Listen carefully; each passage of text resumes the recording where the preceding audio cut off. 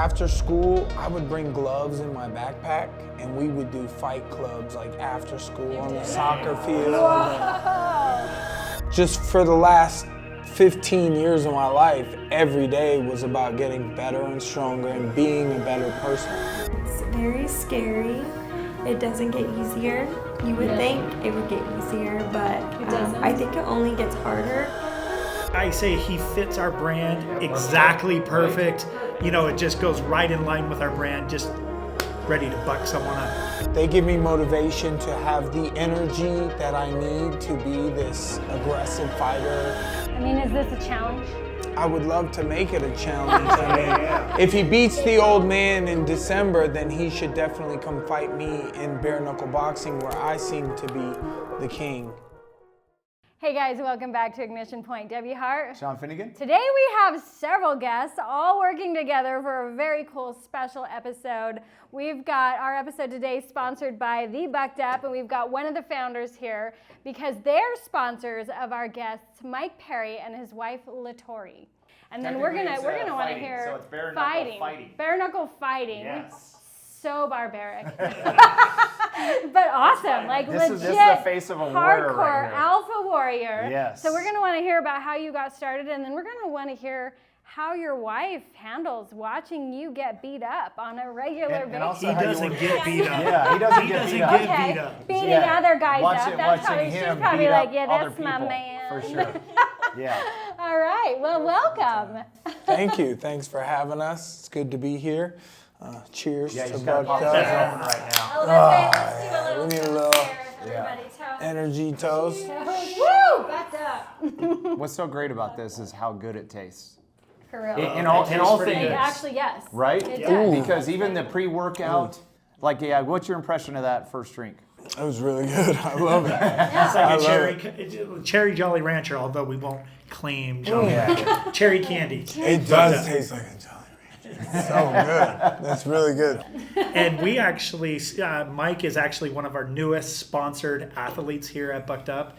And obviously, they've come in town. Latori has been great. They're doing some boot camps. They're doing some filming. They're doing a lot of things with us, and they've been great to have in town. And also, why don't you add, like, why you want to work with Mike? Well, why not? Mike is just a violent beast. Yeah. And Which he is everything represents... you stand for, right? Exactly. Like I say, he fits our brand exactly perfect. You know, it just goes right in line with our brand, just ready to buck someone up. And so just give us a little background, too, just of Mike's career. So Mike has done a few, he was in UFC. He fought, 15 times or so in the UFC. Then he transitioned over to bare knuckle fighting. He obviously has just been mowing through people. He ended up fighting Jake Paul just recently. Got us tons and tons of eyeballs on our brand, and we really appreciate him just joining our team. Well, thank you, sir. It's I'm so glad to. I've been wanting to work with Bucked Up. They give me motivation to have the energy that I need to be this aggressive fighter, and that fittingness that he's talking about of fitting the brand and the brand fitting me as well. We can work so well together. I've been having fun making infomercials, making the boot camp stuff, and I might even be a little sore today from some of the workouts we did. Yeah. You got him sore, huh? Yeah, fighting shape, man. Yeah, I definitely, I've been relaxing since my last fight, but I try to take a day or two every now and then just for my health. Working out is so important for your health. And, another thing that's great about Bucked Up, it's 0 calories, it's got vitamins and minerals in it, and I definitely enjoy it. And it definitely gave me a kickstart when I just took a sip of this. I'm ready to talk now, baby. Do you drink Bucked Up before all of your fights? I do drink one before I arrive to the arena. Oh, and no. it keeps me You might have to buzzing clip for that. like 4 hours. And I might fight somewhere in that 4 hours. So. On the way to the match. I'm main eventing, so I'm fighting Yes, at you like are. midnight. So I definitely need something to help me get through 8 p.m. to 12 p.m. At what point, so talk to us about the start. When was that start? And also, when did you know that, hey, you're something that could be very one of the greats? That you're gonna fight for a living. Like, where did that journey begin for you? I had trouble in school when it came to grades, and I think a lot of it was because I was always moving schools. I was always, I would get good at some of the subjects, and then we would move schools, and I would get to a school and there'd be a new subject that they weren't learning the same things that they were learning at the other schools. I mean, no excuses. I should have buttoned down more and paid attention more in class and done my homework a little better. But I just always been an athlete, rode my bike miles every day, played basketball through the neighborhoods, football on the streets, two-hand touch in the grass, or two-hand touch in the street, tackle in the grass. Always playing all the sports, baseball, football, soccer, basketball. He's very athletic. We went golfing with him the other day. Golf. Dude, he almost hit a hole-in-one. I'm glad he was on my team. Super athletic swing. Yeah.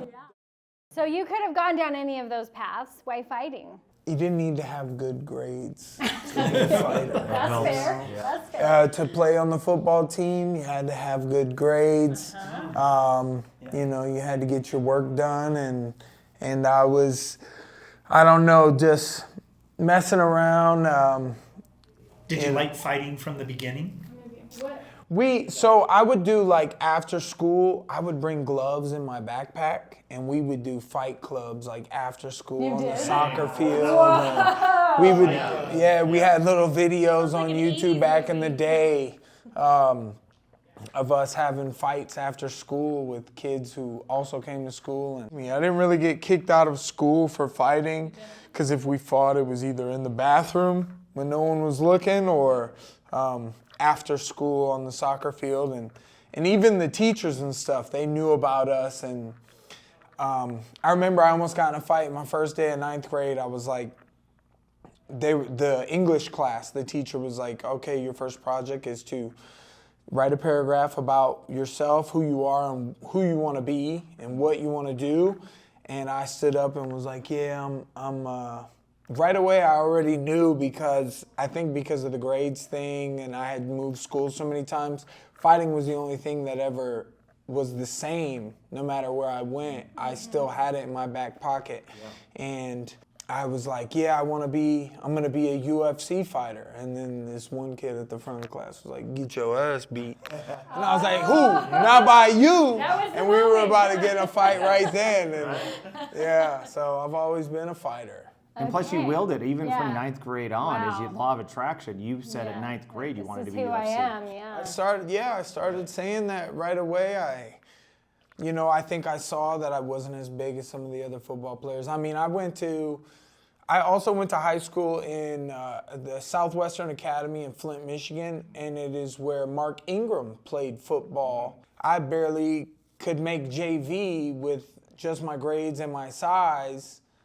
These guys were playing varsity football from 9th grade. They were already huge, already benching over 200 pounds and running 4.240s. Like, it's just not the skills that I had, but I had the ability to grab those guys or take those guys down or choke those guys or fight those guys, and I just had my own skills. So when was your first official fight? Yeah, when did the real professional journey begin?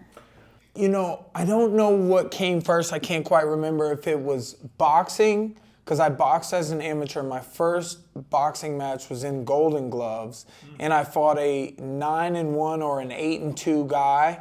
On your first fight? On my first fight, where he was going open. And it was my first fight. I was working with Christy Martin at the time and Craig Danger Duncan. Christy Martin, if you know who she is, she was a world champion boxer back in the day, and her husband was a coach. And, that's a whole nother story if you look up Christy Martin. But, blessings to her. And, I didn't win that fight. I lost that fight by decision. The guy had too much skill. I was too stiff. Right. So I won my second boxing match, and then I think I went to Michigan, and I had an amateur MMA fight in Lapeer or something in Michigan at a Hooters behind the Hooters. They had this huge circus tent. They had tons of people. Well, I mean, these are the type of venues that actually support fighters. What was a purse on something like that if you want to fight? Oh, that was an amateur fight. There was no $100 purse. I've had over 20 amateur fights, which were all for free. Yeah. And the thing is, that kids are missing out on these days is there are ways you can be, with influencing and things like that, social media, you can make money fighting for free. You can make good money fighting for free.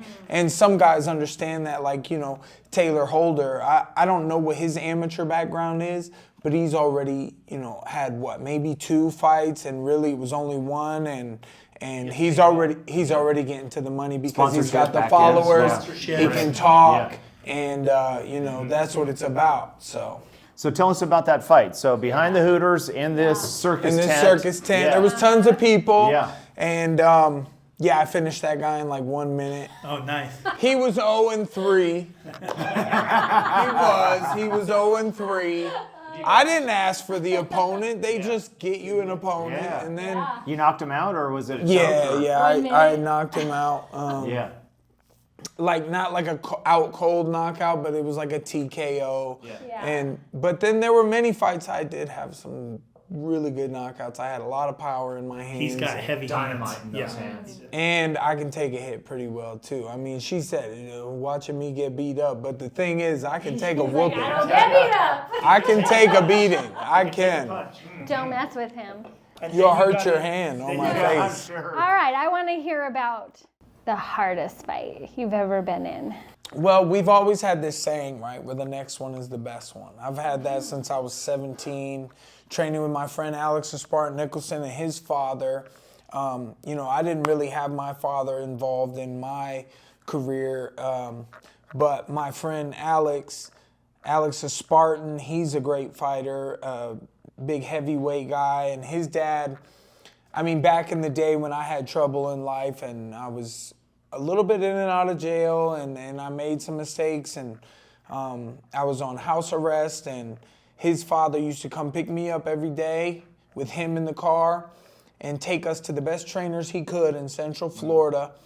And there was always a protein bar and a Gatorade in the back seat for me. He was prepared to teach us everything he could. And, I don't know. Martial arts teaches you respect and humility.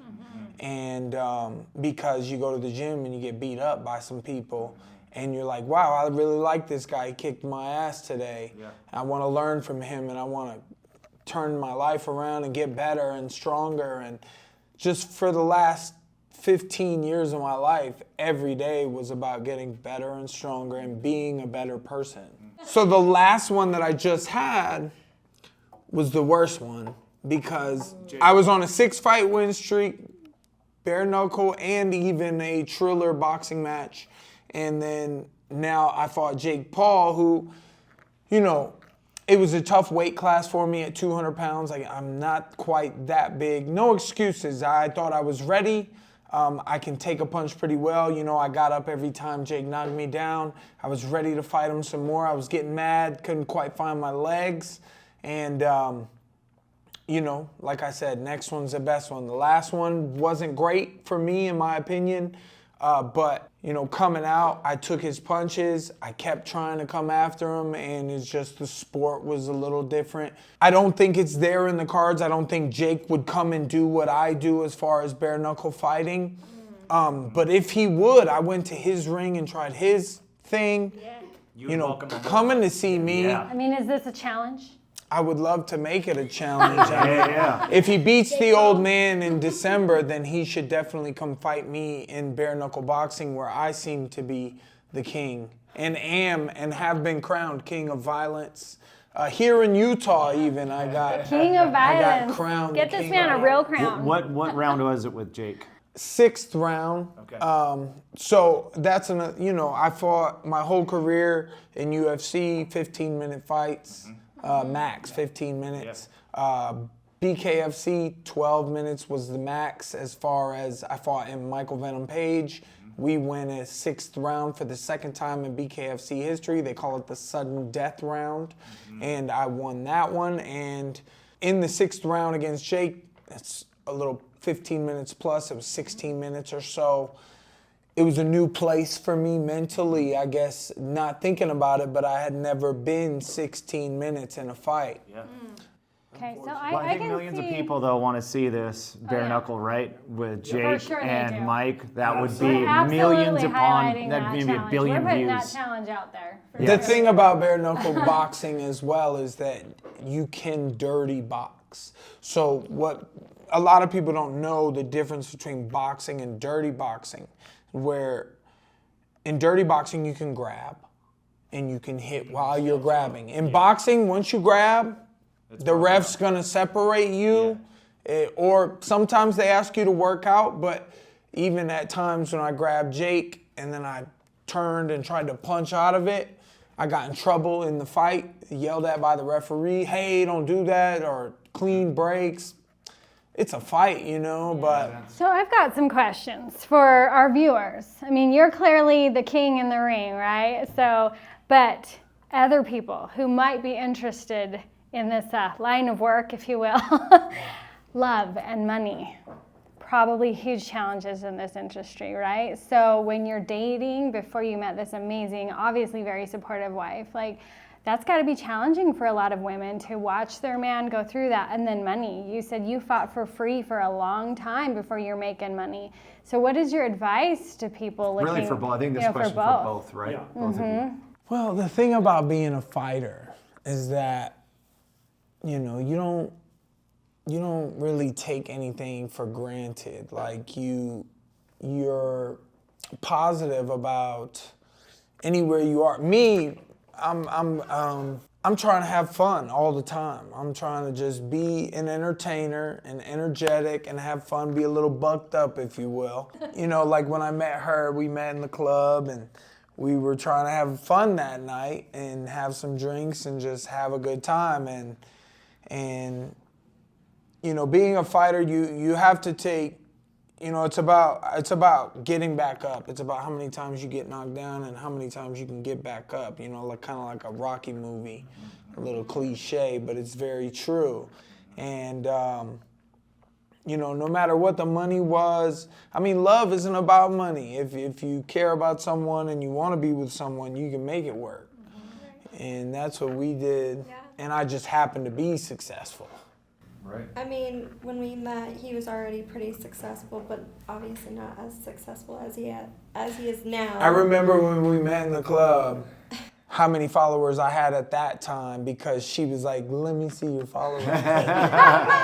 Good social proof. I had like Yep. 160K I at the didn't time. She's like, oh, that's pretty good. I didn't know when we first went into the club. I had no idea, like no offense, but like who John Jones was, and I was with my friend who was friends with him and his coach. So he was saying he was a fighter. So I was like, let me see, like if you're telling me the truth, if you actually are in the UFC. Yeah. And yeah, that's history. But as I was saying, like when we first got together, he wasn't making as much as he is now. Like in the UFC, it's the pay over there is pretty crazy. But, you know, he came to Lubbock with me and moved in with me and my roommates and had his suitcase in the corner of my room. Wow. He was with me for 4 months, and then we did a UFC fight together, and then he moved us out to Miami. We did a few And UFC fights I'm together. saying One we're in where she Lubbock. was the only When we were in corner Lubbock. I had. That's And pretty I cool. was- That's really Wow. I bought Okay. just her, and I won that fight against Mickey Gall, kicked his butt. And then we had a couple more. I fought Daniel Rodriguez, and And I I was fought Tim pregnant. Means. Wow. The first one, She was I pregnant. was pregnant. No one knew about it but us. Wow. And then the second one, I was really pregnant. What's it like being in the corner? Yeah. It's very scary. It doesn't get easier. You would Really? think it would get easier, but It doesn't? I think it only gets harder because, like he said, the next opponent he has is like better than all the other opponents. So, And wants you to know, take him out. Well, next I one, the worry- best one the means next so one is the much. best Like, one. it means the opportunities are greater, the challenge could be greater, the opponent could be greater, and it's always me versus me. You know, the best. It's me fighting myself. Every day, twice a day in the gym. You know, just she cooks me healthy meals that are very delicious. She's actually a really good cook. Takes care of the kids, helps me. You know, like I was just saying at lunch, the last 2 fights we had, she helped me unpack. After the fight, we get back home. My suitcase is full from the stuff from fight week. She helps me unpack that. You know, Clean all the blood out of the clothes. Yeah. So. But that's got to be hard watching him fight. Yes. Is it? It's really hard. Like, I'm not gonna lie. Because I get hit a lot. I feel like I'm the one fighting out there because I get so nervous. But, you know, I just have to believe in him, and I know this is what he does for a living, so, like, that calms me down a little bit, but, yeah, it's hard. Tell us about, from your perspective, most memorable fight being in the corner. Which one really kind of stands out to you? Well, And walk us through it.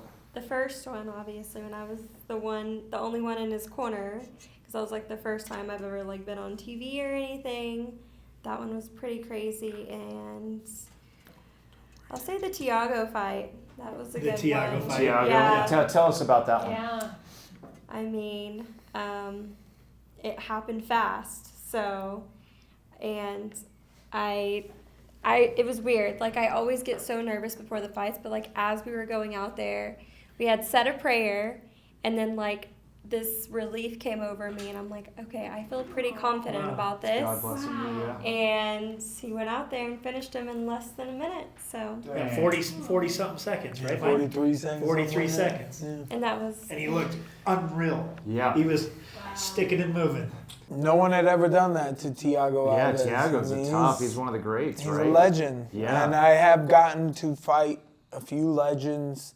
I mean, Eddie Alvarez, 3-time champion in UFC, Bellator, and one championship. Like, what a legend he is. And you know what sucks is that until I fought Jake Paul, I didn't really get to enjoy how great that victory was. You know. Right. So on the horizon, talk to us a little bit about Conor McGregor, because you know, he came out, and then I don't know how many millions of eyeballs when Conor rolls into the bare knuckle fights, right?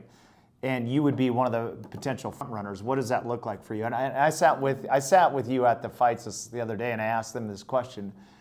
And what I love about you is that your answer was you show up. You're the one that's like, if you take a fight, you're there. You're not going to put it out. You're like, you show up to go to fight, right? So tell us about Conor McGregor. What does that look like, potentially?